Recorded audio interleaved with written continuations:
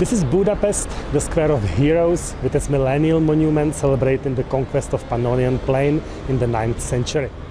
However, the man we are going to talk about today is much younger than these men. His name was Henrik Apponyi, and he became famous as a hunter and as a traveler. Count Henrik Apponyi was born in Vienna on the 1st of January 1885 as a second son of his parents. His mother, Countess Margit, née Zeher-Toss, stood behind the publication of Count Rudolf's Parisian diaries, which you heard of in my previous video. This exceptional lady who took care of the family library and literary tradition lived in Vienna, in Paris or in Budapest, in the house that used to stand at this place in Andrássy Street near the Heroes Square. Henrik's uncle was the famous Count Albert Apponyi. Budapest was the city where Henrik started his studies. He became a doctor of political sciences, but after graduation he continued his studies in Oxford, United Kingdom. In 1909, when he finished his studies there, he became a diplomat, as was a tradition in the House of Apponyi.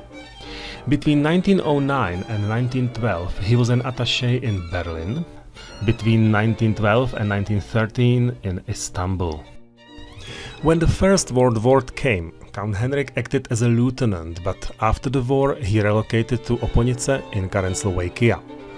From the chateau where his mother lived, he made several hunting journeys abroad and hosted his foreign and Hungarian friends in opulent hunts, in which he became renowned as one of the best shooters of his times. It's important to say that hunting was considered an aristocratic sport and a kind of art in which Count Henrik achieved a high rank.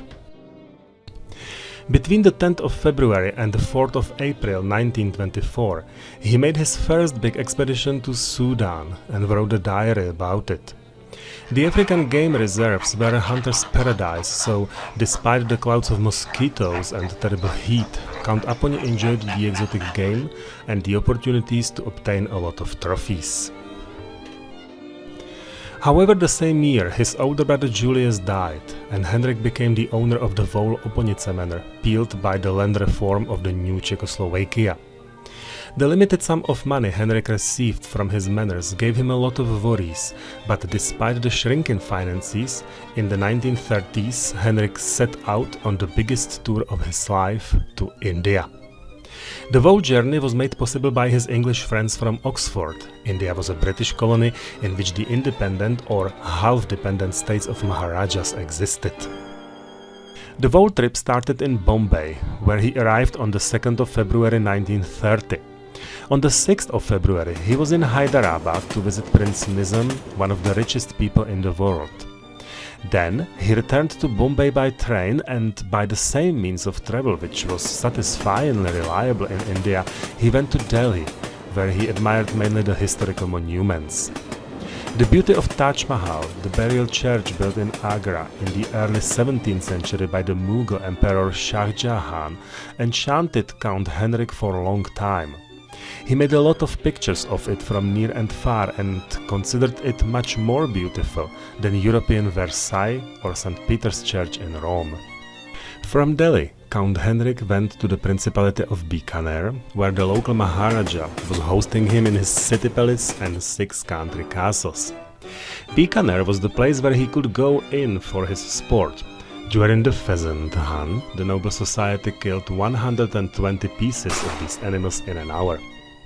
Since animals and hunting was the main reason why Count Apponyi came to India, he described this sport in his later published book, My Big Game Hunting Diary. However, this book version totally omitted his political thoughts. The next stop, Udaipur in Rajasthan, was renowned for its city palace at Pichola Lake, which Count Henrik compared to Italian Venice.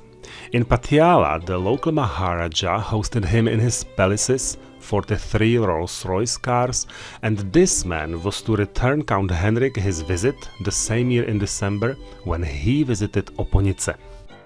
After a visit in Kapurthala in Punjab, Count Henrik finally arrived at his dreamed location. Terai was the huge forested area south of Nepal at the foot of Himalaya, the biggest forest in India, full of tigers, panthers and bears. He was to spend there whole 2 weeks, and among his trophies there was a tiger, hunted from the back of an elephant. After the hunt, Count Henrik continued his journey to much colder locations. From Srinagar in Kashmir, he went to Himalayas, had a brief look at the roof of the world in Tibet, and was engaged in a fact that the local women practiced polyandry, just like the women in Paris, as he added, just officially. From this furthest point of his trip, Count Apony returned back to Bombay. On the 1st of July 1930, his boat set out on the tour to Suez, but the first 6 days were so stormy that nobody was able to leave their cabin. On the 12th of July, he got off the boat to make a car ride to Cairo, where he wanted to see the treasures of the Tutankhamun's grave.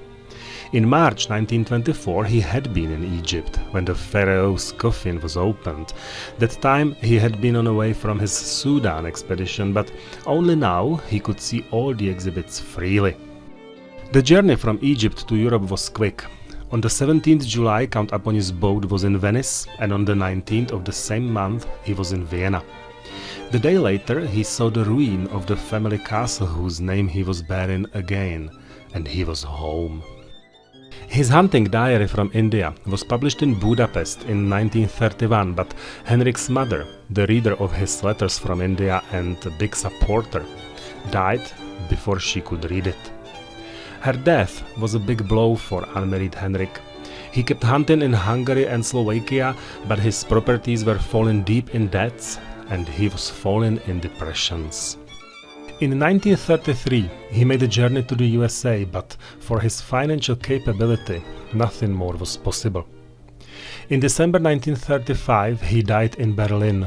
The official reason was a strong flu, but supposedly it was a suicide because the lonely Henrik was too deep in debts. He was buried in the burial crypt of the Oponice Church, and his manors, together with the famous library, were sold to cover the debts. Throughout his journeys in India, Africa and the USA, people knew Henrik's surname due to his famous uncle Albert. But then, the most famous person of his family was to become his niece, as we will see in the final video of this set. See you soon!